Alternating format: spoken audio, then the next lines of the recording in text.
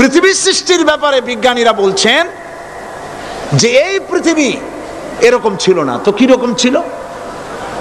এইটা সূর্যের পাশ থেকে একটা উজ্জ্বল শক্তিশালী জ্যোতিষ্ক দারুণ ফোর্স নিয়ে যাচ্ছিল। সেই ফোর্স সহ্য করতে না পেরে সূর্যের একটি দুর্বলতম অংশ সূর্য থেকে ছিটকে মহাশূন্যে পড়ে গেল, আর ঘুরতে ঘুরতে এই পৃথিবীর অস্তিত্ব লাভ করলো।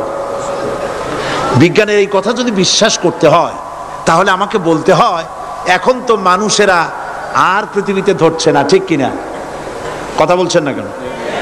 মানুষ পৃথিবীতে এখন ধরতেছে। বিভিন্ন দেশ খালি বলতেছে মানুষ কমাও, সন্তান কমাও, বিভিন্ন পদ্ধতি গ্রহণ করো, আর মানুষ বাড়ায়ও না, অস্থির হয়ে গেছে। তো মানুষের পদবরে পৃথিবী এখন ভর্তি। এখন কেন দয়া করিয়া আর একটা জ্যোতিষ্ক সূর্যের পাশ দিয়ে গিয়া আর একটা দুর্বলতম অংশ ছিটকে ফেলায় দিয়ে এরকম একটা পৃথিবী বানায় দেয় না?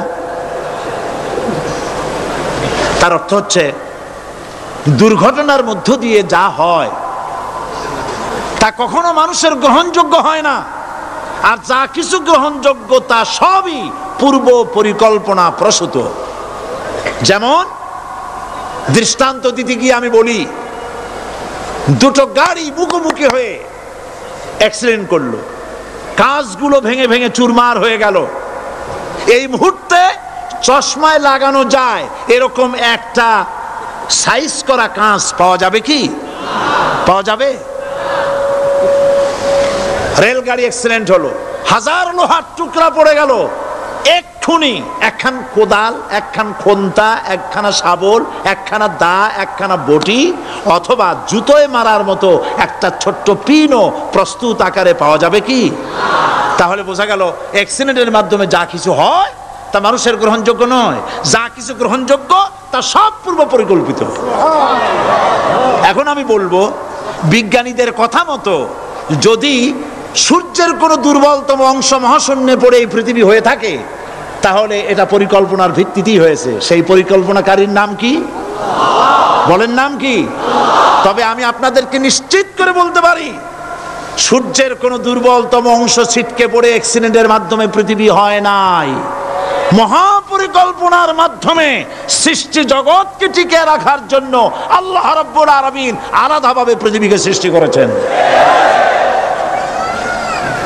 বিজ্ঞানের কথার সাথে কোরআন শরীফের যদি কন্ট্রাডিকশন হয়, তাহলে কার কথা মানবেন? বিজ্ঞান না আল্লাহ? জোরে বলেন, বিজ্ঞান না আল্লাহ? বিজ্ঞান বলছে, কোন সময় বলে পৃথিবী ঘোরে, কেউ বলে সূর্য ঘোরে, কেউ কয় আমরাও ঘুরি। এখন আসলে ঘোরে কে? ফয়সালা কার কাছ থেকে নেবেন?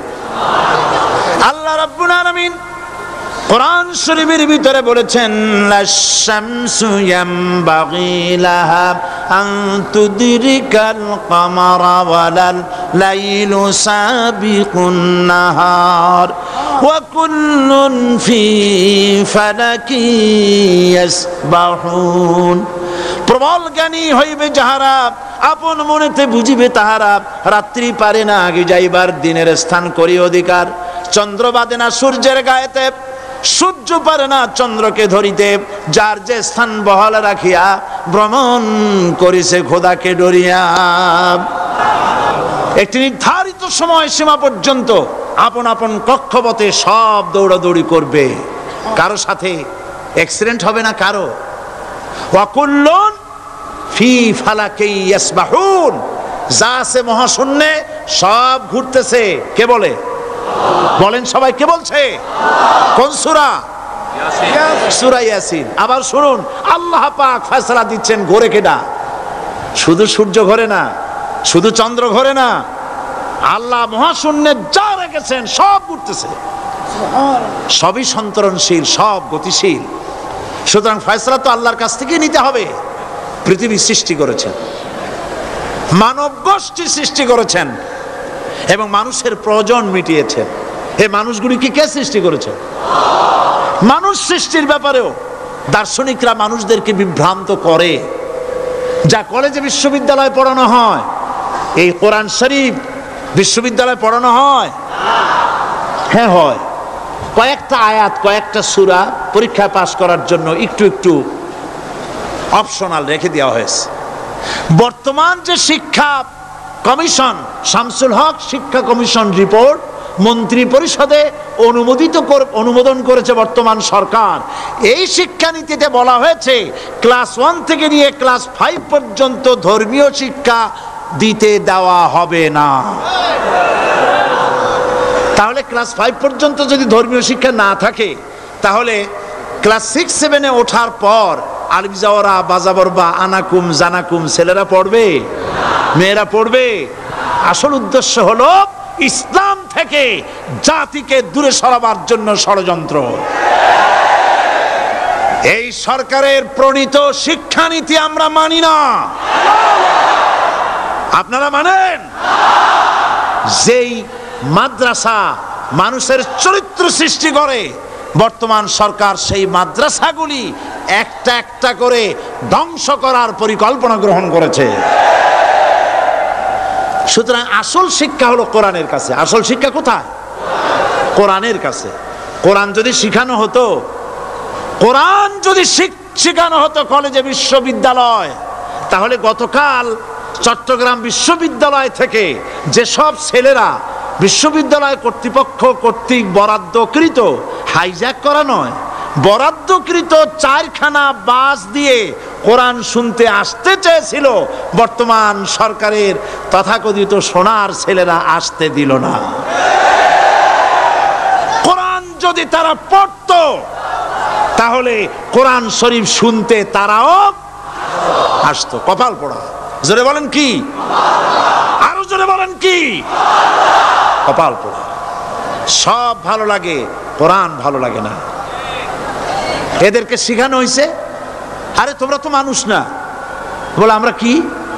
তো তোমাদের ডারউইন বাবাজি বলে নাই, শোনো নাই? কি পড়ো টড়ো তোমরা, বুদ্ধি শুদ্ধি রাখো না। ডারউইন বলেছে, থিওরি অফ ইভলিউশনের মধ্যে বলেছেন মানুষ মানুষ না। বলে কি? মানুষ হলো বান্দর। কপাল পোড়া। কি কপালে লেখা থাকে? কাজে কামে প্রকাশ হয়ে যায়। ডারউইন বলল মানুষ মানুষ না। আল ফ্রয়েড বললেন মানুষ হলো মানুষই ঠিক, তবে মানুষ হলো সেক্স সর্বস্ব জীব। সেক্স সমস্যার সমাধান করলে মানুষের সব সমস্যার সমাধান হয়ে যাবে।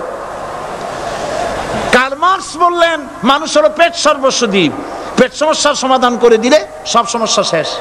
আর ডারউইন বললেন মানুষ মানুষই না, মানুষ কি? বলে বান্দর। ওরাং ওটাং শিম্পাজি আর ব্যাং থেকে মানুষের উৎপত্তি হয়েছে। আমি যখন জীবনের প্রথম শিম্পাজি দেখলাম, ওরাং ওটাং দেখলাম, তখন আমি মনে করেছি যে ডারউইন খামোখা ভুল করে নাই। এইটা দেখেই ও মনে করেছে যে এই হচ্ছে আমার মাতামহের গোষ্ঠী, এ হলো পিতামহের গোষ্ঠী। আপনারা একটু মাথা কাটায় চিন্তা করেন, মানুষ যদি বান্দর থেকে হবে, আজও বানর ফরেস্ট এরিয়া আছে কিনা বাংলাদেশে? চিল্লায় বলেন আছে কিনা? তো মানুষ যদি বান্দর থেকেই হবে, আপনারা কি কোনোদিন দেখেছেন যে একটা বান্দরের কোমর পর্যন্ত মানুষের মতো হয়ে সারছে? আর কিছুদিন গেলেই পুরা মানুষ হয়ে যাবে। গলা পর্যন্ত মানুষের মতো হয়ে গেছে, আর কদিন গেলেই মানুষ হয়ে যাবে। দেখছেন কখনো? আচ্ছা আপনারা বলেন, পাবদা মাছ আপনারা চট্টগ্রামে কি বলেন? পাবদাই বলেন। পাবদা মাছ দেখতে কি মাছের মতো লাগে? বোয়াল মাছের মতো। কোন পাগলে কি বলছে কথা যে বোয়ালের পূর্বপুরুষ পাবদা? পাবদাগুলি পুটি টুটি খাইয়া খাইয়া আস্তে আস্তে বোয়াল হয়ে গেছে, এ কথা কেউ বলে? আচ্ছা শোলের যে ছোট সাইজ, শোল মাছ, গজাল মাছ, এর যে ছোট্ট সাইজ ভর্তা করে খায়, শুটকি বানায় খায়, ওগুলোর কি বলে? টাকি মাছ।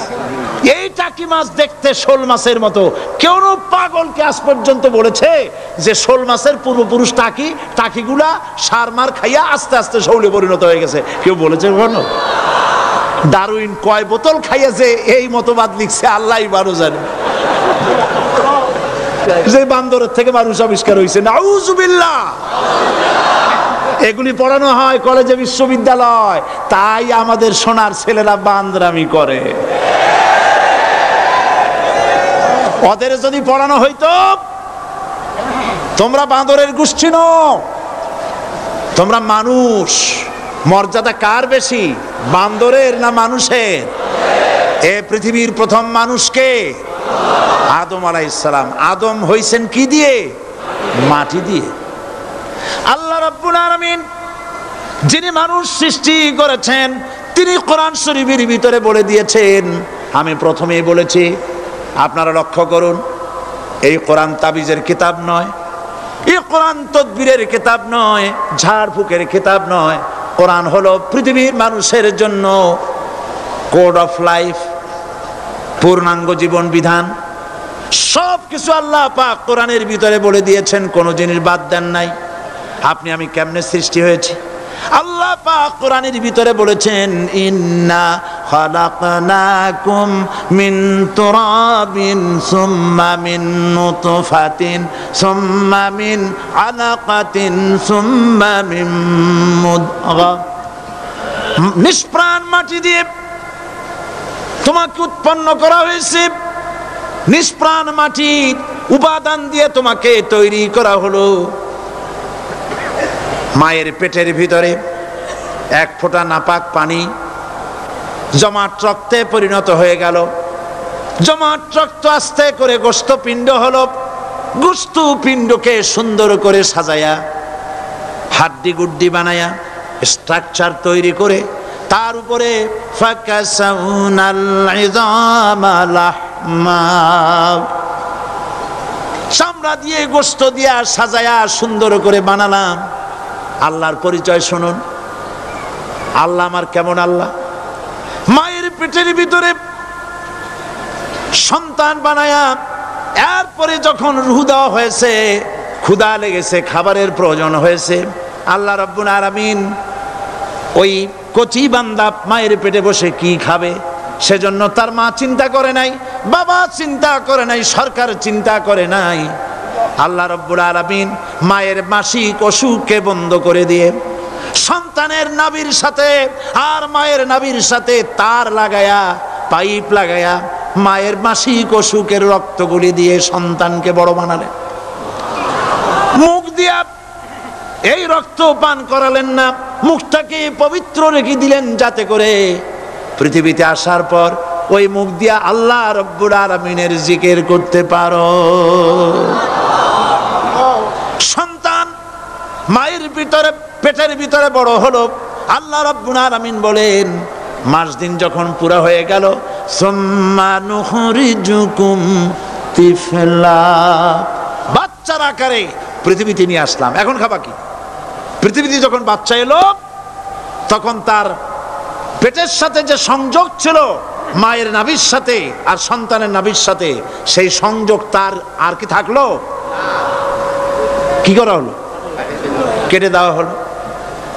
লক্ষ্য করুন, খাবারের জন্য একটি মাত্র পাইপ আল্লাহ লাগাইছিলেন, পৃথিবীতে সন্তান আসার সঙ্গে সঙ্গে পাইপটা কেটে দেওয়া হলো।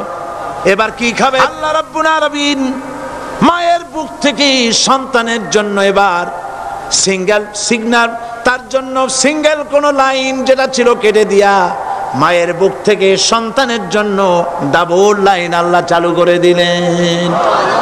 এমন দুধ বানায় দিলেন যা শুধু খাবার নয়, শুধু ফুড ভ্যালু নয়, এই দুধের ভিতরে ক্যালসিয়াম, এর মধ্যে ভিটামিন, এর মধ্যে আয়রন, এর মধ্যে মেডিসিন। দুনিয়ার এই সন্তান ছিল ফি কারারিম মাকিন, সুরক্ষিত জায়গার ভিতরে ছিল, কোনো পলিউশন সেখানে যেতে পারতো না, রোগের জার্ম সেখানে যেতে পারতো না। দুনিয়ায় এলো দূষিত আবহাওয়ার ভিতরে, এই সন্তানকে এখনই অ্যান্টিবায়োটিক খাওয়ালে পরে অসুবিধা হবে। আল্লাহ রাব্বুল আলামিন মায়ের দুধের ভিতরে ঔষধ দিয়া রোগের প্রতিষেধক বানায়া দিলেন। এ হলো আমার আল্লাহ। এ আমার কে? আল্লাহ। জোরে বলেন আল্লাহ। আল্লাহ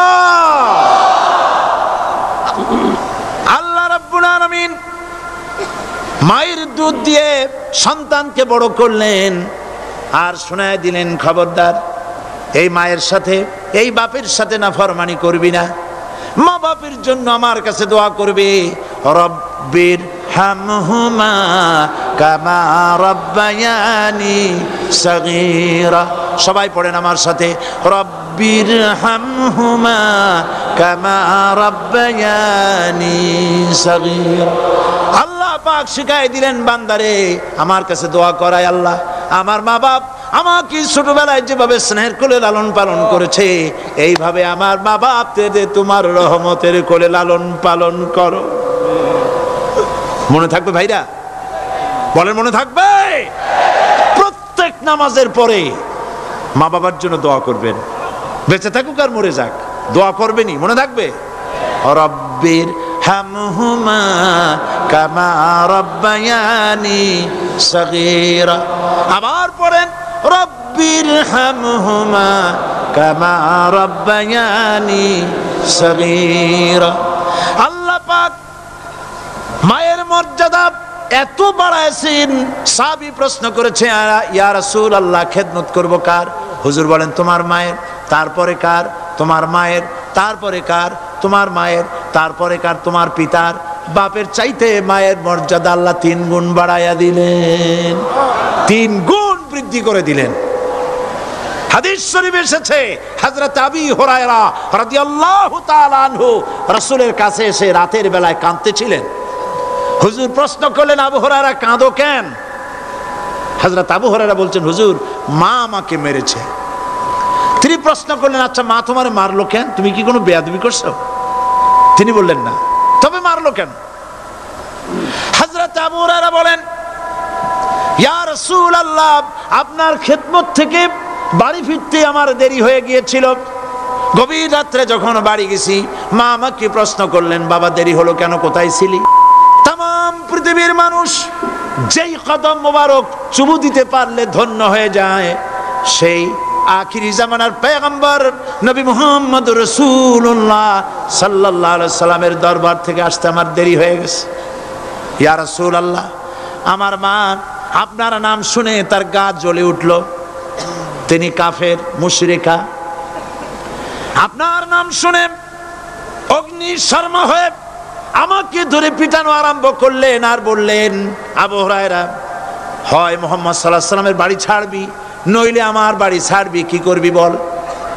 মার খেতে খেতে আমি বললাম মা তোমার গায়ে যত শক্তি আছে আমারে মারো, তোমার বাড়ি শুদ্ধ তাম দুনিয়াটা ছেড়ে দিতে পারি, মুহাম্মদ রাসূলুল্লাহর কদম মোবারক ছেড়ে দিতে পারি না। হুজুর আমার মা গলা ধাক্কা মেরে আমাকে বের করে দিয়েছেন।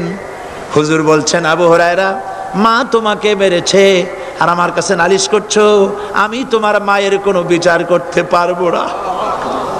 সুবহানাল্লাহ, এত বড় পাওয়ারফুল নবী, শানওয়ালা, ইজ্জতওয়ালি, বরকতওয়ালি, এত বড় নবী বলছেন মা মেরেছে আমার করার কিচ্ছু নাই। সুবহানাল্লাহ, তোমার মা মুশরিকা হোক আর যাই হোক তোমার মা। সুবহানাল্লাহ বলেন। আমার বন্ধুগণ হযরত আবু হুরায়রা বলেন ইয়া রাসূলুল্লাহ মায়ের বিরুদ্ধে কোনো অভিযোগ নিয়ে আমি আপনার কাছে আসি নাই। হুজুর বললেন কেন আসছো বলো খুলে। আবু হুরায়রা বলেন হুজুর আমি জানি আপনি আল্লাহর দরবারে যদি কোনো ব্যাপারে হাত তোলেন আল্লাহ মঞ্জুর করে ফেলেন, আপনি দয়া করে আমার মার জন্য দোয়া করেন আল্লাহ যেন হেদায়েত দিয়ে দেন। আমার নবীজি দুখানে হাত উত্তোলন করলেন, বললেন আল্লাহুম্মা ইহদি উম্মা আবি হুরায়রা, আয় আল্লাহ আমি দোয়া করতেছি আবু হুরায়রার মাকে হেদায়েত নসিব করো। হুজুর হাত তুলে মোনাজাত করছেন, আবু হুরায়রা দৌড় দিলেন বাড়ির দিকে। কয়েকজন সাহাবী হযরত আবু হুরায়রার জামা টেনে ধরেছে, এই ভদ্রলোক দৌড়ায় কেন? এত শান্ত মানুষ, কখনো গরম হয়ে কারোর সঙ্গে কথা বলে না, এই মানুষটা দৌড়ায় কেন? কোনো বিপদ হইল নাকি? জামা টেনে ধরে বলে আবু হুরায়রা দৌড়াও কেন? হযরত আবু হুরায়রা বলেন জামা ছেড়ে দাও, কোনো বিপদ আমার হয় নাই, আমি দৌড়াইয়া বাড়ি যাই দেখতে চাই। আমি দৌড়াইয়া আগে বাড়ি যেতে পারলাম না, আমার নবীর দোয়া আগে আমার বাড়ি চলে গেছে, আমি এটা দেখতে চাই। হযরত আবু হুরায়রা দৌড়াতে দৌড়াতে বাড়ি চলে গেছেন। দরজায় নক করলেন, ভেতর থেকে আওয়াজ এলো কে? তিনি বললেন আমি আবু হুরায়রা, মা দরজা খুলে দাও, আমি তোমার সন্তান। মা বললেন বাবা অপেক্ষা করো, দরজা খুলতেছে। হযরত আবু হুরায়রা বলেন মায়ের গলার আওয়াজের ভেতরে কুফরি কর্কশতা পেলাম না, মায়ের গলার আওয়াজের ভেতরে তাওহীদের নরমিয়াত পেলাম। আমার কাছে মনে হলো আমি আবু হুরায়রা বাড়ি আসার আগে নবীজির দোয়া আল্লাহর আরশে পৌঁছে গেছে। আবু হুরায়রা বলছেন, মা আমার কিছুক্ষণ পরে ঘরের থেকে বেরিয়ে এসেছেন, আমি দেখলাম মায়ের শরীর ভিজা, মাথার চুল দিয়া পানি টপকাচ্ছে। মা আমার বললেন, বাবারে তোমাকে মারার পর আমি নিদারুণ অনুশোচনায় পড়েছিলাম, মনে মনে ভাবলাম, আহারে আমার সন্তানরা আমি কেন মারলাম? সে তো কোনো খারাপ কাজ করে নাই, কোনো খারাপ জায়গায় যায় নাই, এত ভালো মানুষ যার সম্পর্কে লোকেরা খামোখাই মিথ্যা কথা বলে, এই ভালো মানুষটার কাছে গেছে, সেজন্য আমি মারলাম কেন? বাবা গো, আমি আমার ভুল বুঝতে পেরেছি, জীবনের ভুলও ধরা পড়েছে, আমাকে জলদি করে নিয়ে চলো বিশ্ব নবীর দরবারে। হযরত আবু হুরায়রার মা রাসূলুল্লাহর খেদমতে এসে ঘোষণা করলেন, আশহাদু আল্লা ইলাহা ইল্লাল্লাহু ওয়াহদাহু লা শারীকা লাহু ওয়া আশহাদু আন্না মুহাম্মাদান আবদুহু ওয়া রাসূলুহু। আমার ভাইয়েরা, আল্লাহ রাব্বুল আলামিন মানুষ সৃষ্টি করে পৃথিবীতে পাঠায় দিলেন, খাবারের ইন্তজাম করলেন, এগুলি সব আল্লাহর পরিচয়। আল্লাহরে চেনার জন্য বড় বড় কিতাব ঘাটা লাগে না, কিসমতে যদি থাকে দুই একটা দৃষ্টান্ত যথেষ্ট হয়ে যায়। সুবহানাল্লাহ, সুবহানাল্লাহ, দুই একটা দৃষ্টান্ত যথেষ্ট। আল্লাহ পাক সমস্ত সৃষ্টি জগৎকে তৈরি করলেন, সৃষ্টি করলেন, আর তাদের খাদ্যের ব্যবস্থা করলেন। কে করেছেন খাদ্যের ব্যবস্থা? খাদ্য দেন আল্লাহ। কিন্তু অহংকারী যারা, তারা বলে দেশের বাম্পার ফলনের জন্য সমস্ত কৃতিত্ব সরকারের। বলেন আস্তাগফিরুল্লাহ, বলেন নাউজুবিল্লাহ।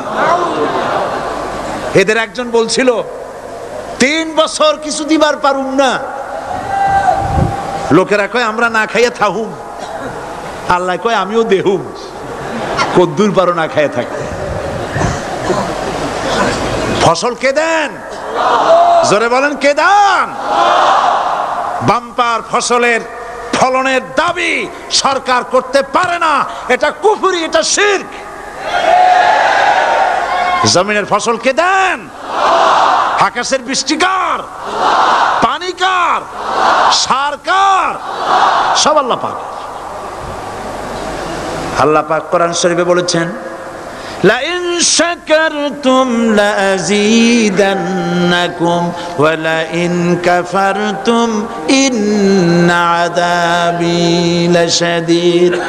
আমার নিয়ামতের শুকর যদি আদায় করো বাড়ায় দেব, আর যদি কৃতজ্ঞ হও, শুকরিয়া আদায় না করো, মস্ত বড় শাস্তি দেব।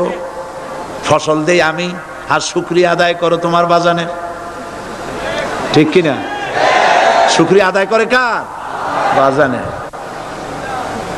একটা লোকের, একটি মানুষের যেই প্রশংসা এই সরকার করলো, বিগত 4.5 বছর ধরে একটা মানুষের যত জিকির করলো, প্রশংসা করলো, ছবি টানাইলো, যদি এতটা জিকির, এতটা স্মরণ আল্লাহ রাব্বুল আলামিনের করত, ওদের জন্য আল্লাহর জান্নাতের দরজা খোলা হয়ে যেত।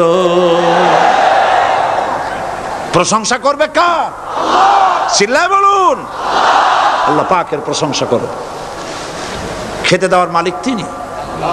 আল্লাহ পাক বলছেন, আল্লাহকে, তার পরিচয় আল্লাহ তুলে ধরেছেন, ওয়ামা মিন দাব্বাতিন ফিল আরদি ইল্লা আলাল্লাহি রিজকুহা। এই পৃথিবীর ভিতরে এমন কোন বিচরণশীল জীব নাই যার রিস্কের দায়িত্ব আমি আল্লাহ গ্রহণ করি নাই। সুবহানাল্লাহ বলবেন না? রিস্কের দায়িত্ব কার হাতে? আচ্ছা দেখুন তো, পৃথিবীর সমস্ত সরকারের কাছে বিভিন্ন মন্ত্রণালয় আছে না? খাদ্য মন্ত্রণালয় বলে কোনো মন্ত্রণালয় আছে কিনা? আছে। খালি কয় খামু আর খামু। খাদ্য মন্ত্রণালয় আছে, থাকার পরেও মানুষ না খাইয়া মরে। ঠিক কিনা? এবার একটু তাকান তো, জ্ঞানের চক্ষু দিয়া তাকান। ফরেস্ট এরিয়া, বাঘ আছে কিনা? নাই? সিংহ আছে কিনা? গন্ডার আছে কিনা? হাতি আছে কিনা? বিশাল বিশাল প্রাণী আছে কিনা? জঙ্গলে ছোট্ট প্রাণী থেকে পোকা থেকে শুরু করে গন্ডার পর্যন্ত, টুনটুনি পাখি দিয়ে শুরু করে ঈগল পাখি পর্যন্ত, নদীর ভিতরে ছোট্ট চুনু পুঁটি থেকে শুরু করে তিমি মাছ পর্যন্ত। প্রাণী তত্ত্ববিদরা বলেছেন সমুদ্রের ভিতরে এমন এমন বড় বড় তিমি আছে যে একটা তিমির ওজন 5000 টন পর্যন্ত হয়ে যায়। 5000 টন তিমিটার ওজন। এর যখন বাচ্চা হয় তখন বাচ্চার দৈনিক দুধ লাগে 50 থেকে 60 মণ পর্যন্ত। কে ব্যবস্থা করে? রুহান ফেরেশতা। তো ওর মা যেমন বাচ্চা তো সেরকম হবে, ঠিক কিনা? কে দেয় খাবার? এবার দেখেন তো আপনার দেশের এই জঙ্গলে কত হাতি আছে। হাতিরা মিছিল করে আসছে যে আল্লাহ আমাদের এখন আর খাইতে যেতে দিতে পারে না, বাংলাদেশের গভর্নমেন্ট কিছু দাও। আসছে না, খাইয়া ক্ষুধার জ্বালায় হাতি মরেছে, বাঘ মরেছে, সিংহ মরেছে। এর কোনো দৃষ্টান্ত আছে? ক্ষুধার জ্বালায় আকাশের উড়ন্ত পাখিরা ছটফট করে মারা গেছে, দৃষ্টান্ত আছে? নদীর মাছেরা ক্ষুধার জ্বালায় ভেসে উঠেছে, না খাইয়া মরে গেছে, দৃষ্টান্ত আছে? মহান আল্লাহ রাব্বুল আলামিন কোরআন শরীফের ভিতরে বলেছেন অনেক প্রাণী এমন আছে যারা তাদের খাদ্যকে সঞ্চয় করে না, খাদ্যকে জমা করে না, আহরণ করে না। সকালবেলায় একটা খাবার খেলো, দুপুরে কি খাবে তার জানা নাই। শকুন পৃথিবীর মাটি থেকে 3 মাইল উপরে ওড়ে, তার চোখকে আল্লাহ পাক এত তীক্ষ্ণ বানিয়ে দিয়েছেন। এই চট্টগ্রামের কোথায় মরা গরু আছে 3 মাইল উপর দিয়ে দেখতে পায়? সুবহানাল্লাহ করতে ইচ্ছা করে না। এই প্রাণীগুলি খাবারগুলি কোনো গভর্নমেন্ট জোগাড় করে রাখে নাই। আল্লাহ পাক বলেন সবার খাবার আমি দেই। সকালবেলায় সমস্ত প্রাণীগুলি, মহাশূন্যে পাখি, পানির ভিতরে মৎস্যরাজি, জঙ্গলের ভিতরে হিংস্র প্রাণী, পোকামাকড় থেকে শুরু করে সবগুলো খালি পেটে সব বেরিয়ে যায়, কারো কোনো খাবারের মজুদ নাই। সন্ধ্যা হতে না হতে সমস্ত প্রাণীগুলির পেট ভরাইয়া আমি আবার যার যার ঘরে ফিরাইয়া দেই। ওয়ামা মিন দাব্বাতিন ফিল আরদি ইল্লা আলাল্লাহি রিজকুহা। সমস্ত প্রাণীর রিজকের দায়িত্ব আমি আল্লাহর হাতে। কে দেয় রিজেক? জোরে বলুন, কে দেন? আল্লাহ পাক। কি খাবেন সব আল্লাহ জোগাড় করে দিয়েছেন। তরি তরকারি জোগাড় করেছেন, মাছ জোগাড় করেছেন, চাউল দিয়েছেন, খাবার দিয়েছেন, গোশত দিয়েছেন, সব দিয়ে দিয়েছেন। আল্লাহ রাব্বুল আলামিন সমস্ত জিনিস দিয়ে মানুষকে আল্লাহ পাক তার জন্য আল্লাহ সব করেছেন। খালাকালাকুম মা ফিল আরদি জামিআ। এই পৃথিবীতে যা তৈরি করেছে সব তোমার জন্য। এ হচ্ছে আমার আল্লাহ। এ হচ্ছে আমার কে? আল্লাহ। সে আল্লাহ পাক বলছেন, আল্লাহর পরিচয় তিনি স্রষ্টা, তিনি রিজেক দাতা। এবার আইনদাতা কে? আইনদাতা কে? আরো জোরে বলুন। আইনদাতা আল্লাহ হচ্ছে আল্লাহর পরিচয়।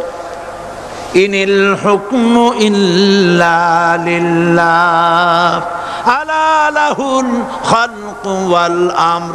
সৃষ্টি যার, আইন চলবে তার। আমার দেশে আল্লাহর আইন চলছে?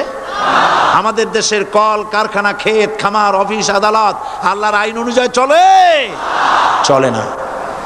বরং আল্লাহর আইনকে মুছে ফেলার জন্য, নিজেদের আইন সৃষ্টি করার জন্য প্রচেষ্টা চালানো হচ্ছে। আল্লাহর আইন মানুষের জন্য সব থেকে বেশি উপযোগী, কারণ সৃষ্টি করেছেন কে? বলেন, কে করেছেন? আল্লাহ। প্রত্যেকটি মেশিন আপনি যা কিনবেন, রেডিও হোক, টিভি হোক, যে কোনো যন্ত্র হোক, গাড়ি হোক, তার সাথে একটা লিটারেচার, একটা বই তার সঙ্গে দিয়ে দেওয়া হয়। ওই বইয়ের মধ্যে লেখা থাকে এটা কিভাবে চালানো হবে, অপারেট করা হবে, তার সিস্টেম লেখা থাকে। আপনার ইচ্ছা মতো চালাইলে হবে না। এই মানব গোষ্ঠীকে সৃষ্টি করেছেন। এখন আপনি যদি আপনার আইন মতো চালান তা কি চলবে? চলবে না। আপনি আপনার আইন মতো চালাচ্ছেন, ভালোভাবে চলতেছে? চলতেছে না। স্বরাষ্ট্রমন্ত্রী বলতেছেন সন্ত্রাসীদেরকে মাটির তলা থেকে খুঁজে বের করা হবে, কিন্তু নাকের উপর দিয়া ব্রিফকেস চুরি হয়ে যায়, উনি তা ধরতে পারেন না। এই হলো আইন। অনাবরত খুন হচ্ছে, অনাবরত সন্ত্রাসী তৎপরতা চলছে, আর ওনারা বলছেন আগের থেকে এগুলি চলে আসছে, একজনের খুনের বিচার না হইলে এরকম খুন তো হইতেই থাকবে। তাহলে খুনকে, হত্যাকে, সন্ত্রাসকে সরকার জাস্টিফাইড করছেন। নাউজুবিল্লাহি মিন যালিক। এই জন্য আইন হতে হবে আল্লাহর। আইন হতে হবে কার? চিল্লায় বলেন আল্লাহ পাকের আইন হতে হবে। আমি একদিন পার্লামেন্টে বলেছিলাম, আমার দেশের নেতা নেত্রীরা বারবার হজ করতে যান, উমরা করতে যান, সেখান থেকে আসার সময় কি আনেন? আতর, পাথর, সুরমা আর খুরমা, এই কিছু নিয়ে আসলেন। কিন্তু আমি বলেছি আপনারা কি কিছু চোখে দেখেন না? পার্লামেন্টে এইভাবে বক্তৃতা করেছে, কিছু চোখে দেখেন না? আমি প্রশ্ন করে আমি আবার জবাব দিচ্ছি, আপনারা যারা হজ করতে যান, উমরা করতে যান, হজের কথাই ধরি, এই হজ করতে যখন যান তখন মুজদালিফায় একটা রাত কাটাইতে হয়। সেটা কোন দিন? ইয়াউমে আরাফার পরের দিন। এই মাঠে দালান কোঠা আছে, এখানে বেড়া আছে, শামিয়ানা আছে, পর্দা আছে, তাবু আছে, কিচ্ছু নাই। লক্ষ লক্ষ নারী আর পুরুষ পাশাপাশি শুয়ে থাকে, তাও সুবহানাল্লাহ কইতে ইচ্ছা করে না। সারা রাত জনে জনে পুলিশ পাহারাদার নাই। কিরকম মেয়ে লোক, চাঁদের সৌন্দর্য হার মানায় দিতে পারে, এরকম সুন্দরী, এরকম সুন্দরী নারী, সুদর্শন পুরুষ পাশাপাশি রাস্তার ধারে মরুভূমির ভিতরে সারা রাত কাটাচ্ছে। ইয়াউমে আরাফার পরের রাতটা, একটা রাত পুরা। এভাবে চলতেছে বছরের পর বছর, শতাব্দীর পর শতাব্দী, সহস্রাব্দীর পরে সহস্রাব্দী। আমি প্রশ্ন করি, পৃথিবীর ইতিহাসে কেউ কি এমন কথা বলতে পেরেছে, লিখতে পেরেছে যে মুজদালিফার রাতে সেখান থেকে 10টা নারী হাইজ্যাক হয়েছে, 5টা নারী লাঞ্ছিত হয়েছে? বলতে পারবে? গভীর রাত্রে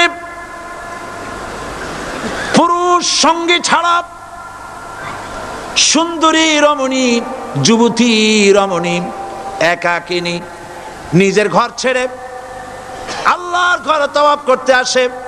তাওয়াফ সেরে তাহাজ্জুদের নামাজ পড়ে আল্লাহর কাছে মোনাজাত করে একা একা হাজার হাজার লাখো পুরুষের ভিতর থেকে আপন ঘরে ফিরে যায়। কারো বাবার হিম্মত নাই একবার তাকায় সে তো রূপ উপভোগ করার জন্য আবার তাকায়, অথবা তার আঁচল ধরে টান মারে।